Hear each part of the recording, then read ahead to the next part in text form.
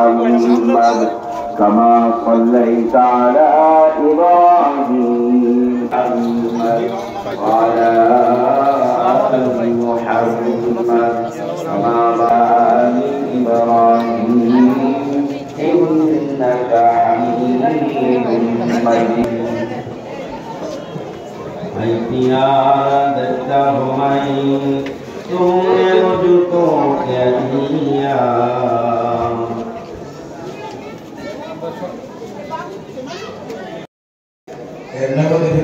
মাদ্রাসা ও এতিমখানার 11তম তাফসীর কমিটির পক্ষ থেকে ওনাকে আমরা মত বিনিময় করার জন্য সবিনয় অনুরোধ করছি। সেই মহান রাব্বুল আলামিনের কাছে শুকরগুজার করছি যিনি আপনাদের এবং আমাকে এই জান্নাতি বাগানের মেহমান হিসেবে কবুল করেছেন। আল্লাহ তাআলার দরবারে শুকরগুজার করছি, সকল বলেন আমিন। এই মাদ্রাসায় এতিমখানায় আগে আমি আসছি দুইবার মনে হয়, দুইবার আসছি। যাই হোক, আবার আসার সুযোগ করে দিয়েছেন আল্লাহ রাব্বুল আলামিন। আমি আল্লাহ রাব্বুল আলামিনের কাছে অশেষ শুকরিয়া আদায় করছি। যার শুকরগুজার করে কোনো শেষ নাই। দুনিয়ার সমস্ত জমিন যদি খাতা হয় আর দুনিয়ার সমস্ত পানি যদি কালি হয় তাও তার শুকরগুজার করার শেষ নাই। তারপর আমরা আল্লাহর দরবারে শুকরিয়া আদায় করছি যে মহান রাব্বুল আলামিন বিশ্বের দরবারে সর্বপ্রথম যে ধর্মটাকে আল্লাহ পছন্দ করেছেন সেই ইসলাম ধর্মে আমাদের জন্মগ্রহণ করেছেন। আরো শুকরগুজার করছি যে আমরা আল্লাহ রাসূল হুজুর পাক সাল্লাল্লাহু আলাইহি ওয়াসাল্লামের উম্মত হিসেবে আমাদেরকে দুনিয়া পাঠিয়েছেন। আমরা এদেশের 90% লোক মুসলমান, মুসলমানের দেশ এই বাংলাদেশ। এদেশে আজান দিলে সূর্য উদয় হয়, আজান দিলে সূর্য অস্ত যায়।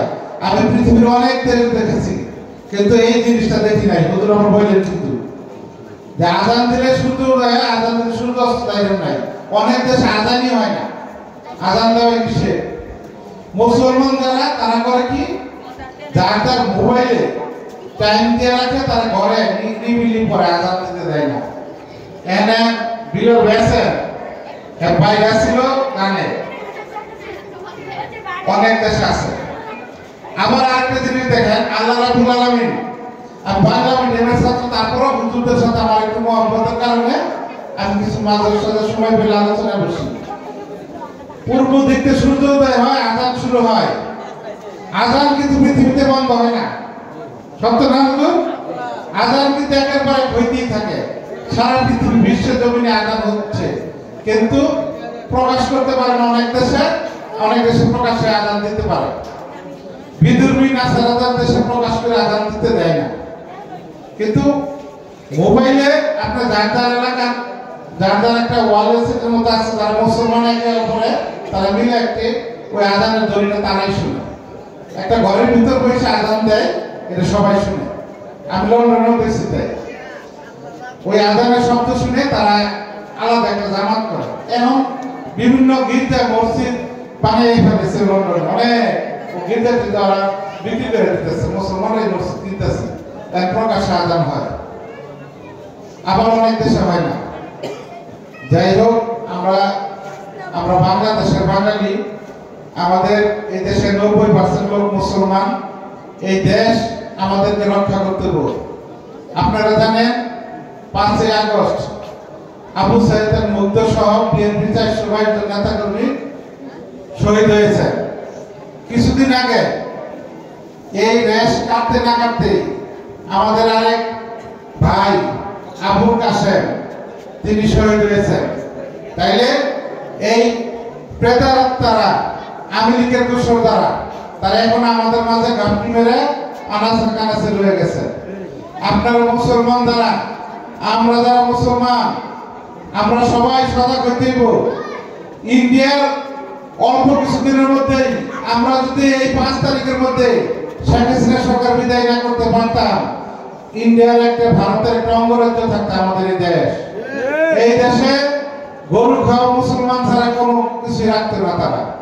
আপনারা দেখেছেন না বড় টিভিতে চ্যানেলে বড় বড় আলেমদের, যেমন মামুল হক, আরো আল্লামা দেলোয়ার হোসেন সাইদি, তাদেরকে বড় বড় ডান্ডা বেরিয়ে পরিয়ে জেল হাজতে প্রেরণ করছে জঙ্গিদের মতো। আর এখন দেন, যদি ওয়াজের কথা শুনতো শেখ হাসিনা মাথায় খারাপ হয়ে যেত। এই পারমিশন তো দিত না জীবন, ওয়াজের পারমিশন কিছুতেই দিত না। আবার নাচ গানের পারমিশন হলে সে দিত। হিন্দুদেরকে সে বেশি পছন্দ করতো। এখন আবার আশ্রয় নিয়েছে কোথায়? হিন্দুস্তানে। তাহলে এতে প্রমাণ হয়ে গেছে না, এই দিতে একটা করিডোর দিত। কলকাতা থেকে আমাদের ভিতর দিয়ে 7 সিস্টার যাইতো, এই রাস্তা সে চালু করে দিয়েছিল। দেখেন আমাদের দেশের উপর তো আমাদের কোনো ট্যাক্স দিবে না। রাস্তা নষ্ট হলে আমাদের ঠিক করতে হবে, আমাদের দেশের সাধারণ জনগণের ট্যাক্সের টাকা। শেখ হাসিনা আর কিছুদিন থাকলে আমরা অঙ্গরাজ্যে থাকতাম। এই দেশ 180 বছর শাসন করে গেছে ইংরেজরা। পাকিস্তান শাসন করছে 34 বছর না 23 বছর, 23 বছর। আর 17 বছর শাসন করে গেছে আপনার 2 বছর আর্মিরা, 15 বছর হলো শেখ হাসিনা। তাদের মিশন ছিল 41 সাল পর্যন্ত। তার অর্থ কি বুঝছেন? তাদের 37 জন নেতা মন্ত্রী এমপিরা ধরা পড়ছে।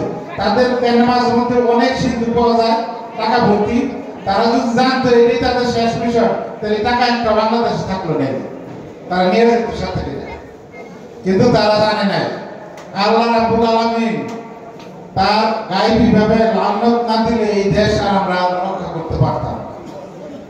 আল্লাহর ঘন্টা বেজে গেছে, তারা 2 বোন ছাড়া সমস্ত নেতাকর্মী পালিয়ে চলে গেছে। 10:40 5 তারিখে 5 আগস্ট 10:40 তারা 2 বোন সমস্ত নেতাকর্মী নিয়ে পালিয়ে চলে গেছে।